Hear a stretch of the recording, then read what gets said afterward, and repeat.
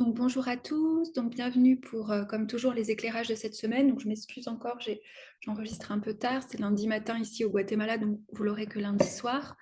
Et je pensais regarder un petit peu les transits de Vénus pour les prochains jours, même s'il y a deux autres transits aussi importants, Soleil opposé à Jupiter vendredi et Saturne qui redevient direct samedi. Mais il y a quelque chose d'intéressant par rapport, comme pour essayer aussi ensemble de tisser du sens par rapport à ce qu'on a regardé ensemble depuis que j'ai commencé, j'allais dire, ce format, mais aussi depuis cet été, hein, puisqu'on a eu la rétrogradation de Vénus en Lion, hein, qui sans doute pour beaucoup a été un moment d'interrogation, un moment de remise en question de certaines valeurs, un moment aussi peut-être de séparation aussi dans les relations affectives. Et ce que je trouvais intéressant cette semaine, c'est que Vénus, qui a fait des aspects justement pendant sa rétrogradation à Uranus, hein, ont peut-être été un peu chamboulants, compliqués, avec ce côté un petit peu révolutionnaire toujours d'Uranus. On commence la semaine, donc demain mardi, hein, mardi 31, avec un trigone de Vénus à Uranus. Et puis Vénus ensuite va dialoguer vendredi avec Neptune en opposition et lundi prochain avec Pluton. Donc qu'est-ce que je voulais un petit peu avec vous essayer de regarder, c'était qu'est-ce que ça peut nous dire par rapport aux principes vénusiens, hein. Vénus, Aphrodite, Ishtar, Inanna, Astarté, hein, c'est souvent la même déesse qui a, suivant les origines, les civilisations.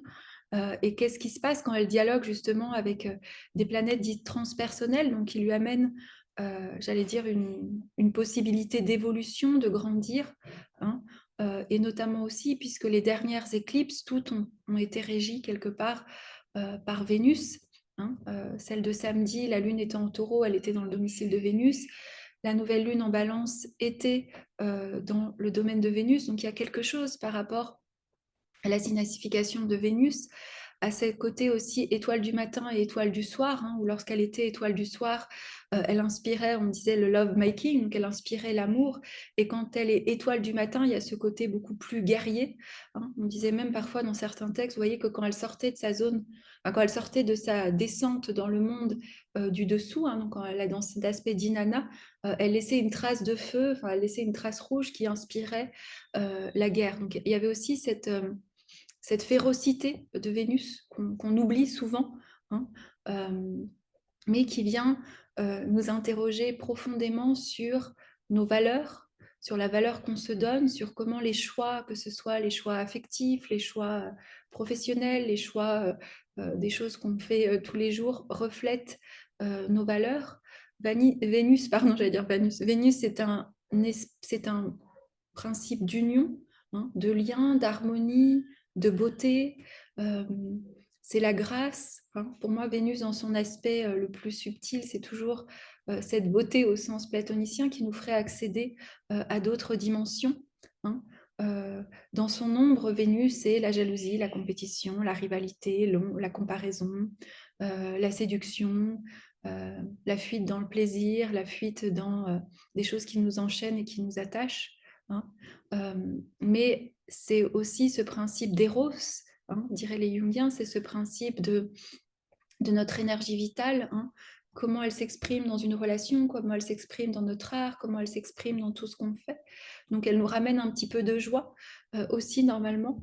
Et pourquoi je voulais dans cette vidéo aussi parler de Vénus, parce que je pense que actuellement avec tout ce qui peut être autour de nous, on a peut-être l'impression que Vénus, dans son aspect justement de beauté, d'amour, de cœur, euh, d'union entre les gens est un petit peu en difficulté. Et en effet, si on prend la tradition, elle est en Vierge, et dans le signe de la Vierge, l'astrologie et les mystiques vous diraient que Vénus n'a pas les ressources nécessaires pour mener à bien ce qu'elle a à faire, hein. Si on ferait des ponts avec l'astrologie moderne, on prendrait Vénus comme archétype, lorsqu'elle est en Vierge, comme une image archétypale de la Corée, ce que je vous avais déjà partagé, c'est-à-dire de ces femmes qui n'appartenaient qu'à elles-mêmes, hein, donc de cette idée en nous pas forcément genré, mais de tout ce qu'on contient, de tout ce qui a besoin d'être contenu, d'être auto-souverain, toute l'intégrité, tout ce qui nous ramène vraiment à trouver cette flamme à l'intérieur. On pourrait dire qu'actuellement, quelque part, on est privé de l'extériorité de Vénus. Je ne sais pas si vous me suivez, dans le sens où on est privé d'une Vénus qui euh, faciliterait le plaisir, les relations, un plaisir qui serait cherché à l'extérieur de nous et qui nous ramène peut-être non sans difficulté à cet aspect de la Vierge, d'une Vénus beaucoup plus contenue, modeste, qui doit un jour après l'autre faire son travail à l'intérieur. Donc le fait qu'elle rencontre Uranus, alors que pendant toute sa rétrogradation, elle était en carré, là, il y a peut-être une résolution, il y a peut-être quelque chose, que ce soit au niveau de nos relations, que ce soit au niveau de nos valeurs, de nos nouveaux désirs qu'on voit différemment, hein, qui nous permet tout d'un coup d'avoir cette prise de conscience uranienne. Il y a aussi Uranus, on pourrait aussi voir le principe uranien de révolution, hein. L'archétype uranien est très irrévérencieux, il ne veut rendre de compte à personne, il veut être libre, il a envie de s'affranchir de toute règle, de tout conditionnement. On pourrait aussi peut-être voir cette idée qu'il aide justement là où notre Vénus en Vierge a été très contenue, vous savez, là où on a essayé d'allumer notre flamme pour se dire, bon, je peux maîtriser juste cette chose autour de moi dans mon environnement. Et là, Uranus, il lui dit, mais prends des risques peut-être, ose prendre des risques, ose te dire, ose t'ouvrir aussi, puisque Uranus est dans le taureau, dans une forme de plaisir, de sensualité, ose réenchanter ton monde, on pourrait dire ça comme ça, hein. Et je pense que c'est aussi un petit peu le message de l'opposition à Neptune. Alors, Vénus opposée à Neptune dans l'ombre, si on ne fait pas souvent ça en astrologie, il n'y a pas vraiment un type, une association d'archétypes masculins liés aux planètes. Moi, j'imaginerais toujours comme Uranus étant un peu le principe du rebelle, hein, ce serait un peu l'image archétypale du rebelle, de celui oui, qui rend compte à personne, qui est très libre, hein, qui dans son ombre est fuyant, hein. Uranus dans l'ombre, c'est tous ces attachements fuyants, hein, où on est là, on n'est pas là, où on connecte, on déconnecte. C'est tout cette intermittence de l'amour, on pourrait dire, que nous propose Uranus. Alors là, en trigone, il nous propose, je suis désolée, je suis revenue à ce que je disais avant, il nous propose de nous engager différemment, hein, de donner une chance à trouver des engagements qui ont une forme, parce qu'on est quand même dans des signes de terre, mais qui peuvent avoir des espaces de liberté. Aussi peut-être de revoir, hein, tout ce qu'on a travaillé tout l'été, peut-être de revoir certains engagements, de se dire, mais voilà, là où j'ai été chahutée, là où ce carré à Uranus m'a fait agir d'une manière assez radicale, peut-être que Uranus en trigone, il amène une nouvelle voie beaucoup plus libre et aussi beaucoup plus différente. L'opposition à Neptune, donc, qui a lieu le jour aussi où le Soleil est opposé à Jupiter, hein. Donc je vais lier vraiment les deux ensemble parce qu'il y a quelque chose. Le Soleil opposé à Jupiter, même si c'est Jupiter, même si c'est une opposition, pardon, ça reste Jupiter. Donc ça peut être des journées, hein. Souvent, vous voyez un peu sur les réseaux, quand le Soleil est conjoint à Jupiter, on dit c'est la journée la plus chanceuse de l'année. Alors, je ne dirais pas ça parce qu'on pourrait tomber aussi dans l'ombre de Jupiter, qui serait le délit du bris, c'est de s'enflammer complètement, hein. Donc, si Vénus-Uranus nous a donné cette eureka, Soleil-Jupiter, il peut accentuer quelque chose. C'était déjà présent aussi pendant cette pleine lune de samedi, cet aspect. Mais c'est quelque chose qui vient mettre en lumière d'une façon jupitérienne, quelque chose qu'on ne voyait pas. Et Jupiter, c'est cette figure de l'aide inespérée, vous savez, de la marraine des contes de fées, du lutin, du bienfaiteur, hein. À un niveau plus individuel, ça peut être tout d'un coup une conscience nouvelle où on prend en compte qu'on voit les choses différemment, peut-être qu'il y a eu cet éclairage, peut-être notamment justement suite à toutes les éclipses. Jupiter, il nous dit, regarde d'autres territoires, reviens à de la simplicité, essaye de sortir aussi de ce que tu connais, hein, pour élargir ta vision, hein. Euh, et que ce soit le même jour où Vénus soit opposée à Neptune. Alors, dans l'ombre, ça peut accentuer Jupiter opposé Soleil et Vénus qui s'opposent à Neptune. L'ombre, c'est de trop dépenser, c'est de se laisser aller complètement, c'est de s'emballer un petit peu, hein.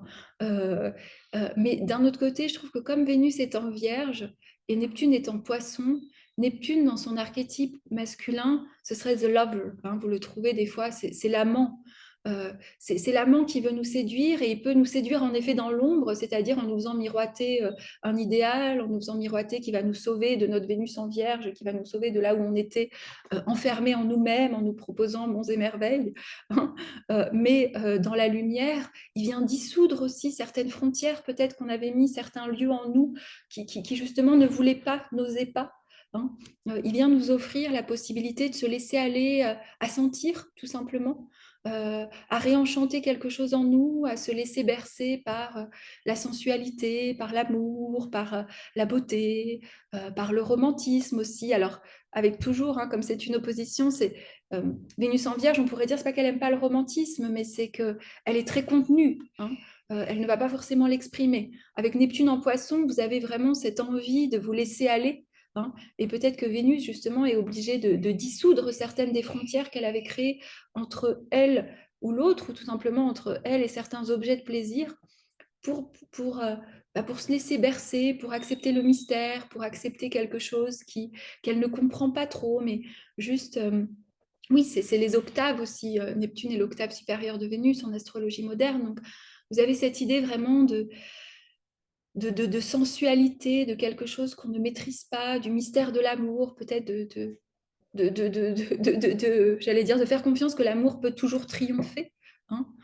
Et je trouve que qu'est-ce qui est très soutenant pour peut-être ne pas se laisser aller à cette ombre, l'ombre de Neptune, c'est toujours les endroits où on voudrait flouter notre conscience, que ce soit par les addictions, les substances, les dépendances affectives, hein, tous les lieux où on est en quête de ce paradis perdu, je dirais, tous les lieux où on aimerait que l'amour soit un refuge qui nous met à l'abri de tout ce qui se passe. Hein. Donc, c'est pas non plus tomber là-dedans, mais peut-être qu'il y a cette idée aussi avec Saturne qui redevient direct le lendemain. Donc, vous voyez, tout ça se passe à peu près dans les heures. Saturne qui redevient direct en Poisson. Donc, en plus, dans le signe du Poisson, dans le signe où est Neptune, ils sont co-présents, même si la conjonction de Saturne et de Neptune ne se fera qu'en Bélier en 2025. Il y a quelque chose où un Saturne qui redevient direct, pour moi, il est plus... euh, là où quand il était rétrograde, il était plus en difficulté, j'allais dire peut-être pour répondre de lui-même, pour affirmer les choses, pour prendre autorité. Là, il y a aussi cette invitation à nous dire de toute façon, on peut accepter de se laisser dissoudre, on peut accepter de se laisser ouvrir, on peut accepter d'y croire encore, d'avoir la foi, de faire confiance que malgré l'effritement ou le chaos du monde, il y a sans doute des espaces, il y a sans doute des relations, il y a sans doute des espaces créatifs qui peuvent être encore lumineux, nourrissants. Parce que Saturne veille. Le veilleur du poisson, on pourrait l'appeler le gardien du poisson, le gardien du mystère, mais qui, justement, dans le signe du poisson, qui peut vraiment dans l'ombre nous mettre cette sensation vraiment de chape de plomb, de dépression tragico-romantique, dans la lumière peut se révéler un gardien qui nous permet d'oser certaines expériences, de prendre le risque d'ouvrir quelque chose en nous, parce qu'on sait que Saturne veille. Donc, c'est-à-dire qu'on sait que notre autorité, notre responsabilité personnelle donc, est là. Donc, on peut répondre de nous-mêmes.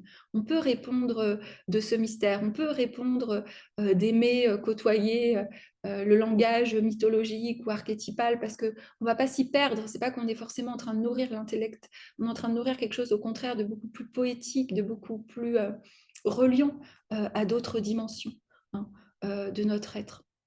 Donc ça, je pense que c'est quelque chose qui est important à voir aussi. Hein. Alors, bien sûr, hein, Vénus opposée Neptune, c'est toujours le risque d'une désillusion aussi, où tous ceux, justement, suite à l'été où il y a eu ces prises de conscience, voilà, là, il y a peut-être dans l'axe Vierge-Poisson, ce douloureux sacrifice de quelque chose, hein, qui nous ramène à la réalité. Et puis, on aura aussi Vénus qui va dialoguer avec Pluton en Trigone. Donc, Vénus qui dialogue avec Pluton en Trigone, c'est un petit peu la même idée. C'est Pluton, pour le coup, pour l'archétype, moi, je le vois bien comme c'est l'alchimiste, mais c'est le magicien aussi. Hein, avec Mercure, hein, c'est aussi le magicien. Donc, il y a cette idée aussi que Vénus, dans les aspects qu'elle continue à faire, là, elle dialogue avec une puissance de transformation. Donc, elle accepte, j'allais dire, justement, de voir les ombres peut-être juste de Neptune, hein, là où elle a voulu créer des soupapes pour pouvoir s'échapper. Hein. Et là, avec Pluton, il y a quelque chose qui l'amène vraiment à se transformer très concrètement dans sa façon de se voir, de voir sa valeur, de voir ses relations, de voir ce qu'elle a envie de créer. Hein. Donc voilà, donc de toute façon, on y reviendra sans doute la semaine prochaine. Et puis enfin, le dernier aspect qui éclaire la semaine, qui a lieu samedi, c'est l'opposition de Mercure-Uranus. Hein. Donc Mercure qui s'oppose à Uranus, hein, il y a un petit peu une suite, c'est-à-dire que Mercure-Uranus, c'est aussi les octaves supérieures et inférieures. Alors, l'ombre de Mercure opposé Uranus, hein, comme Mercure c'est le messager et Uranus il accélère souvent les choses, c'est vraiment le chaos au niveau de la communication. Moi j'ai vu souvent que même les jours où il y a Mercure-Uranus, alors, le Guatemala est quand même très chaotique dans sa manière de conduire des motos, des tuk-tuk. On vous met la main au lieu de mettre un clignotant, des fois on ne vous la met pas. Hein. Donc ça accélère encore plus, hein. C'est-à-dire que les gens doublent, ils arrivent en face de vous encore plus souvent. Mais c'est qu'il y a une tendance à créer du chaos. L'ombre de Mercure et d'Uranus, c'est de sentir que nos cerveaux explosent, qu'on essaye de comprendre quelque chose. Et puis, en plus, Mercure en Scorpion, qui a un côté un peu plus stratégique, puis Uranus qui lui dit, qui lui fait empirer, j'allais dire, sa conspiration intérieure, où tout d'un coup, tout est vu sous un angle, à vouloir se libérer, mais on n'y arrive pas. Hein. Donc, en gros, ça peut créer un peu de chaos, un peu de burn-out aussi intellectuel, hein, où on sent que tout d'un coup, on a accumulé, et puis on n'en peut plus, on est saturé d'informations aussi. Mais dans la lumière, comme Mercure est en Scorpion et Uranus est en Taureau, ça peut être aussi une conversation qui libère, ça peut être aussi vraiment cette sensation qu'on a des prises de conscience justement en lien, puisque Mercure faisait partie de l'équation de la pleine lune de samedi dernier, vraiment des prises de conscience, une autre manière de voir les choses.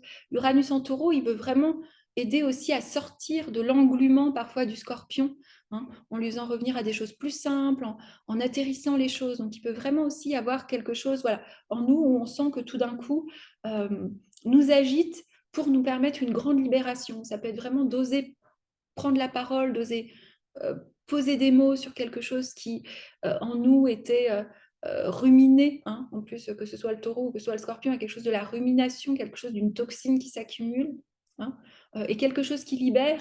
Et je répète, Saturne, quelques heures après, est direct dans le signe du poisson, donc même s'il ne fait pas vraiment d'aspect, mais il veille à ce qu'on soit maître ou qu'on maîtrise quelque chose. Hein. Donc j'allais dire, n'ayons pas peur peut-être de laisser aller avec Vénus quelque chose vendredi, d'oser les mots samedi, puisque le sage intérieur peut veiller, hein, à ce qu'on ne se censure pas aussi, hein, mais à oser dire. Donc voilà, bah, de toute façon, je vous retrouve, vous voyez, j'avais même pas, même pas pensé, mais je vous retrouve vendredi, donc avec Soleil opposé Jupiter et Vénus opposé Neptune pour ce rendez-vous donc mensuel qui est gratuit. Donc je vous mets le lien dessous si vous voulez vous inscrire, ce sera sur Zoom. Il y aura un replay qui sera disponible aussi sur la plateforme Podia. Euh, et normalement, j'ai changé, je crois que beaucoup qui ont reçu l'email, il y avait un problème. Si vous regardez pour vous dire que vous êtes inscrit, le bouton n'était pas très, très apparent, il était très transparent. Donc, j'espère que ça va changer pour que vous puissiez cliquer dessus. Et donc, voilà, donc il y aura un espace où je présenterai un petit peu les aspects du mois. Et il y aura aussi une possibilité de me poser des questions. Alors, pas forcément que sur vos thèmes ou un petit peu. Hein, c'est souvent un exercice assez délicat. Mais c'est pour créer, j'allais dire, un espace où on puisse plus partager et puis on puisse se voir, hein, plutôt que des fois d'être toute seule, moi, face à mon ordi et me regarder moi-même. Donc voilà, je reste aussi disponible donc, pour les séances. Donc tout est dans les liens sous YouTube. Je vous mets aussi le podcast qu'on a fait sur le mois de novembre avec Alchimie du ciel, donc avec Sophia. Et voilà. Et je vous mets aussi le lien pour ceux qui voudraient un mentorat. Il me reste quelques places donc, pour créer une sorte de curriculum personnalisé pour apprendre l'astrologie en individuel avec moi. Je vous souhaite à tous une très belle semaine.